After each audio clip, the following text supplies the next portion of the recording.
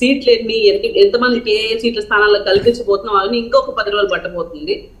Minimum ఒక వారం రోజులు అనుకోండి. కనుక ఇప్పుడు వచ్చినా వైసీపీ సోషల్ మీడియా ఆడిస్తున్న జగన్ నాటకంగానే మీరు పరిగణలోకి తీసుకోవాలి. కానీ అవి అమిత్ షా గారి నోటి వెంట వచ్చిన మాటలు, పవన్ కళ్యాణ్ గారి నోటి వెంట వచ్చిన మాటలు, సిపిఎన్ గారి నోటి వెంట వచ్చిన మాట కావు.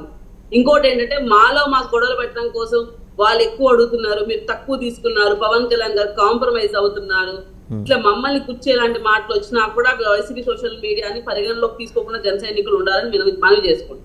ఇక్కడ రాష్ట్ర ప్రయోజనాల కోసం ముగ్గురు కలిసి వస్తే మంచిదన్న ఉద్దేశంతో పవన్ కళ్యాణ్ గారు ఈ ఏర్పాటు కుదిర్చారు. సో అందరం కలిసి కట్టుగా ఉండడం కోసమే ప్రయత్నాలు జరుగుతున్నాయి. అందులో భాగంగా ఒక తగ్గినా ఒక గెక్కినా అది రాష్ట్ర ప్రయోజనాల కోసమే అనే విషయం పక్కగా చెప్తున్నారు. సో ఏ స్టేట్మెంట్ ఇప్పుడు దాకా మీరు వింటున్నారు అవన్నీ ఊహాజనికాలు సార్. ఎక్కడ నేను జూమ్ మీట్ టీడీపీ వాళ్ళకి కూడా జరిగింది, వాళ్ళకు కూడా ఇలాంటి ఇన్స్ట్రక్షన్స్ ఉన్నాయి, మాకు కూడా ఇలాంటి ఇన్స్ట్రక్షన్స్ ఉన్నాయి. కానీ ఎటువంటి విధంగా దీని మీద ఎటువంటి అవగాహనతో కూడా మాతో ఎవరిని మాట్లాడతాం.